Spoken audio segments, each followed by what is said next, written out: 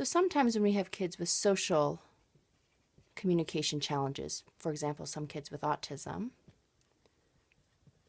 they have a hard time always knowing what to say and how to say it, which sometimes makes us grown-ups a little frustrated because we hear things like, "Shut up!"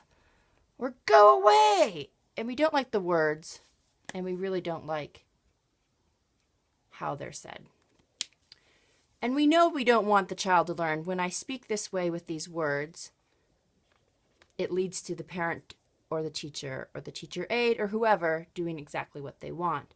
So we might ignore them, we might try to correct them, we might try to scold them, but that doesn't tell them what to do instead. So there is something called shaping.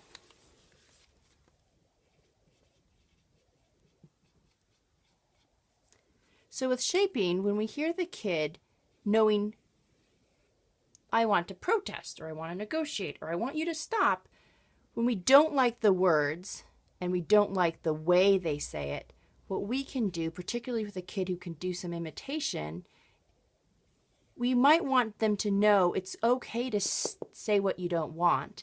It's okay for you to protest. It's okay for you to negotiate, but I don't like the way you're doing it. The trick is we forget that we can both control our words and we can control how we say them. For some of our kids, and even some adults, that's too much to handle at once. So instead, what we can do is we can insert right between when they say something that we don't find socially appropriate and we don't like the way they say it, we can give them an example to imitate. But you can only change one of these things. So maybe you take the word and you keep the same word and you change the tone. And then they can see a different reaction. Or you change the words, but you keep the tone, and they can see how that makes a reaction. And down the road, you can change both. So if a kid says, "Go away," you might change the tone and say, "Go away, go away." But you're keeping the same words. Or if they're saying, "Go away," you might say, "Leave me alone. Stop that. Please stop." But I might still be using the whiny voice because they can't change both at once. And then down the road, you can change both.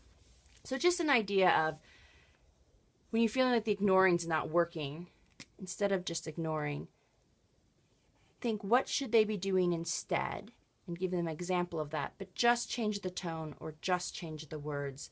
And when they can start getting that, then you can change the tone and the words. So they're learning in this context, I can do this, and this will happen.